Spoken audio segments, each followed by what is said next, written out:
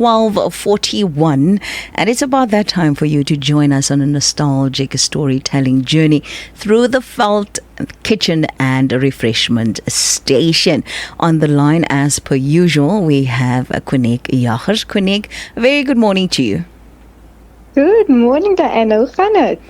Man, mens mag nie kla nie. Dit gaan goed. Die son is uit. Ons is in lewende lywe. So we are not going to complain at all. Wow. How's things in your end? Fantastic.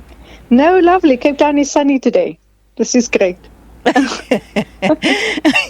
Yeah, I know. Like with Cape Town, there's always that you have to ask. You can't be assuming, right? You can't be assumptions. Yeah.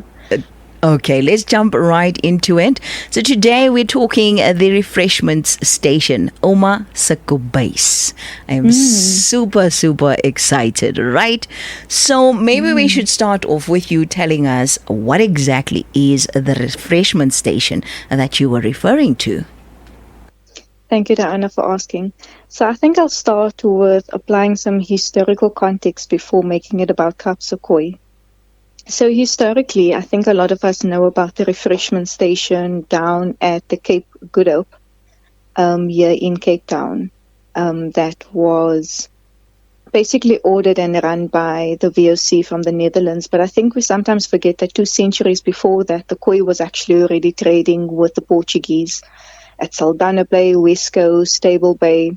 And this is where you start to see the fights that used to happen in the 1400s, even in the area of Salt River.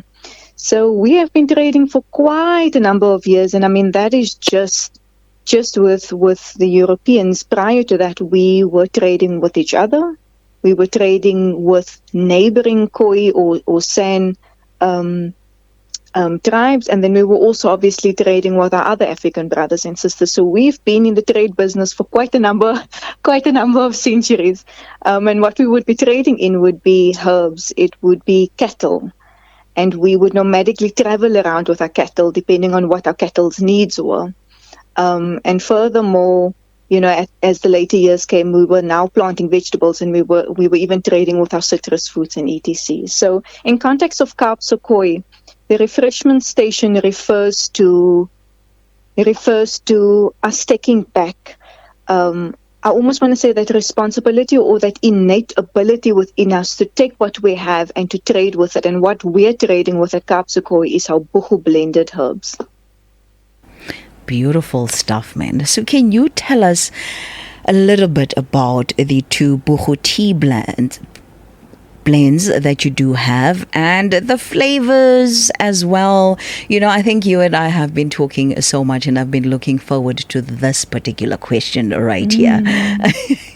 I know that some people are absolute tea lovers, but that would then speak to sometimes just your normal teas, you know, without having to actually advertise for anybody.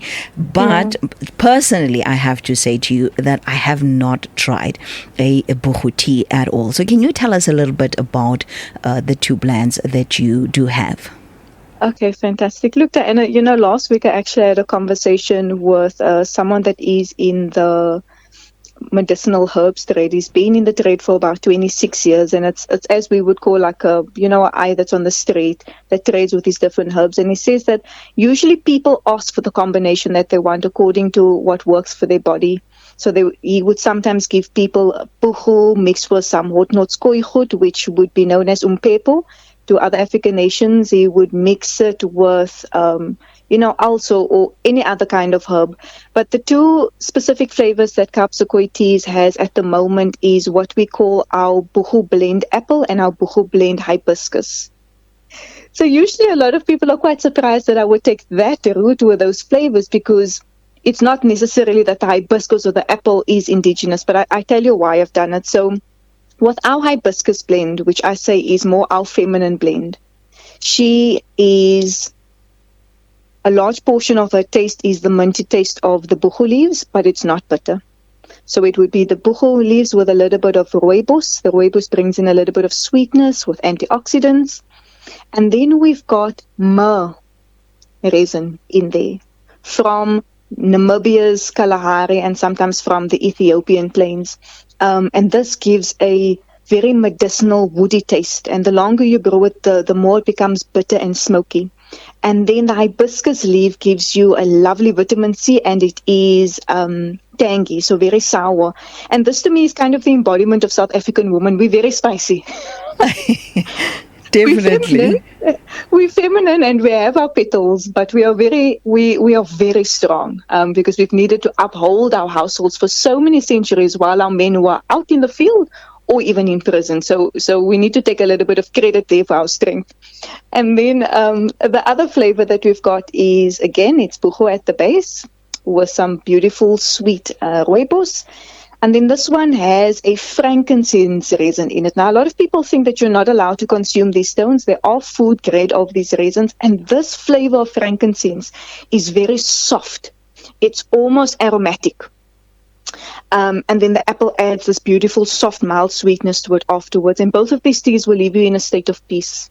It makes people calm. It takes away anxiety. It helps with the uterus. It helps with your kidneys. It literally detoxes your body and puts you into a relaxing state. It helps with high blood pressure. It helps with cholesterol. It helps with headaches, dehydration. When a woman is on a menstrual cycle, the hibiscus will help, and the myrrh with the buchu will help to thin the blood so that there's less cramping taking place and inflammation, etc. So those are the two flavors that we have. A buchu blend of hibiscus and apple. Wow, that is just amazing to hear. Ek dink ek gaan maar nog sommer vandag die buchu aanskaf. I have to say to you, all of those medicinal properties, man, it's everyday issues that we are faced with, and you find yourself in a position where the first thing that you do is you run to the pharmacy and you go and spend endless amounts of money there. Whereas, if you went the natural route, or in this case, if we're using the indigenous route, right, it would be friendlier on your body as well as your organs, which is absolutely important, right? And then on the other side, you would definitely be saving a whole lot of money as well, which I think speaks to absolutely every single one of us right now, given the economic climate. Yes.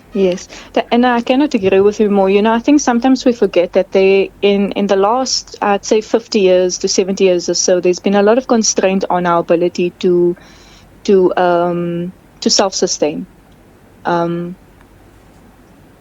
We once upon a time did not have that many permits and barriers to enter into the market. We were able to trade a little bit more freely than we are today. And I think it's vitally important that with those that are still able to trade, that we actually trade with them. So to get your little herbs on the side of the road, because that little bundle that you buy for maybe 20 Rand or 30 Rand can literally last you for the month or for the week or so. And I want to get back to that point that you made, Anna, about our health. It's actually every day's process. So the same way that you consume a cup of coffee, imagine you had exchanged that for a cup of tea every day. You're already halfway there. That is absolutely true. We are already halfway there. And plus, it's something that you do effortlessly. It doesn't take a whole lot of labor as well, which I think in our busy schedules today, that always tends to be the one problem in terms of us living a healthier lifestyle, is that we are living so fast that we sometimes don't really think about what it is that we are ingesting. Yes. Quinique, that is it for our segment for today. Please do tell us what do we do? Where do we go to get a hold of this awesome buchu teas? Oh, thanks, Diana. I'm sad to leave you all. So if you'd like to order some of our khoe buchu tea blends, you can go to our website. It's khoe.co.za. If you can purchase it online, and we do deliver nationwide via Pudo.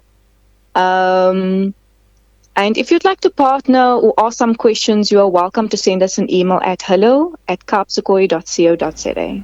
Absolutely awesome stuff. Quinique Jagers, thank you so very much for yet another enlightening and very interesting conversation. We're looking forward to our next conversation.